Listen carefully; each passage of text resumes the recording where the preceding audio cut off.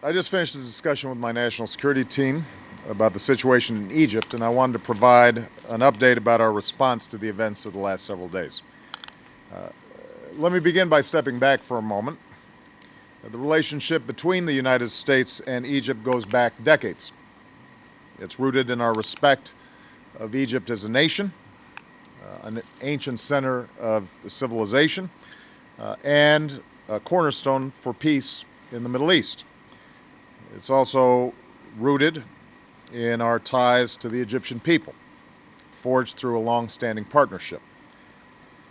Just over 2 years ago, America was inspired by the Egyptian people's desire for change, as millions of Egyptians took to the streets to defend their dignity and demand a government that was responsive to their aspirations for political freedom and economic opportunity.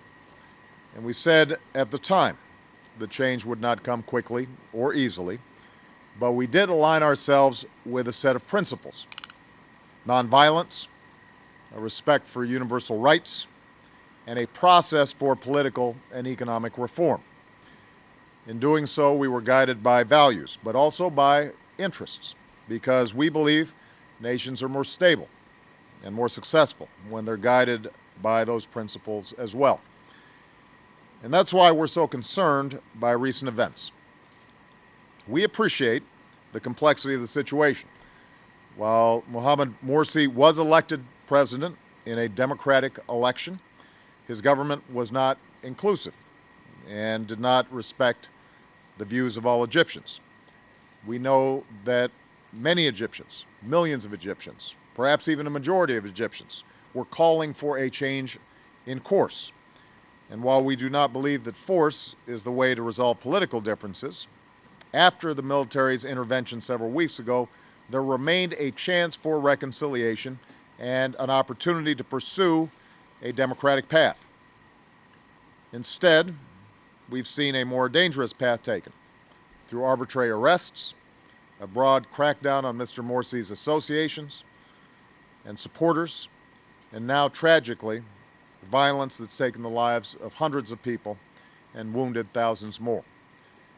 The United States strongly condemns the steps that have been taken by Egypt's interim government and security forces. We deplore violence against civilians.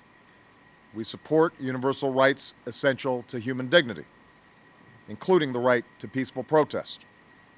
We oppose the pursuit of martial law, which denies those rights to citizens under the principle that security trumps individual freedom, or that might makes right.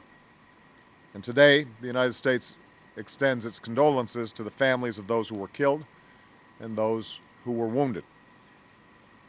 Given the depths of our partnership with Egypt, our national security interests in this pivotal part of the world, and our belief that engagement can support a transition back to a democratically elected civilian government, we've sustained our commitment to Egypt and its people.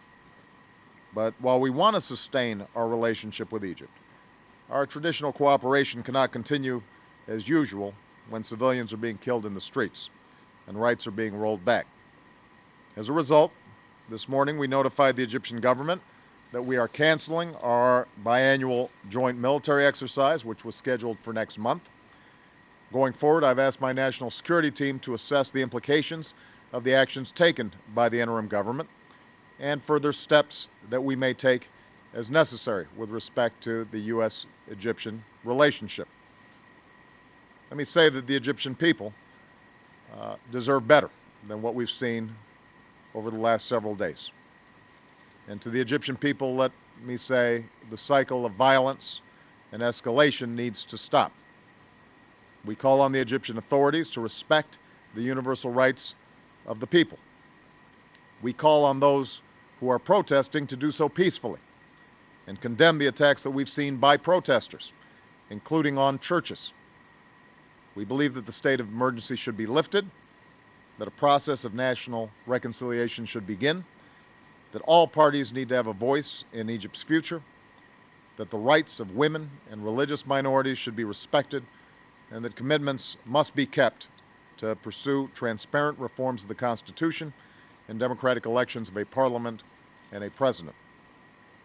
And pursuing that path will help Egypt meet the democratic aspirations of its people while attracting the investment, tourism, and international support that can help it deliver opportunities to its citizens. Violence, on the other hand, will only feed the cycle of polarization that isolates Egyptians from one another and from the world, and that continues to hamper the opportunity for Egypt to get back on the path of economic growth. Now, let me make one final point. America cannot determine the future of Egypt. That's a task for the Egyptian people. We don't take sides with any particular party or political figure. I know it's tempting inside of Egypt to blame the United States or the West or some other outside actor for what's gone wrong. We've been blamed by supporters of Morsi. We've been blamed by the other side as if we are supporters of Morsi. That kind of approach will do nothing to help Egyptians achieve the future that they deserve. We want Egypt to succeed. We want a peaceful, democratic, prosperous Egypt. That's our interest. But to achieve that, the Egyptians are going to have to do the work. We recognize that change takes time and that a process like this is never guaranteed. There are examples in recent history of countries that are transitioned out of a military government towards a democratic government, and it did not always go in a straight line, and the process was not always smooth. There are going to be false starts. There will be difficult days. America's democratic journey took us through some mighty struggles to perfect our union. From Asia to the Americas, we know that democratic transitions are measured not in months or even years, but sometimes in generations. So in the spirit of mutual interest and mutual respect, I want to be clear that America wants to be a partner in the Egyptian people's pursuit of a better future, and we are guided by our national interest in this long-standing relationship.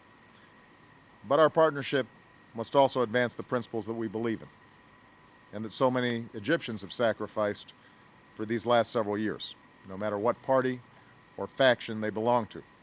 So America will work with all those in Egypt and around the world who support a future of stability that rests on a foundation of justice and peace and dignity.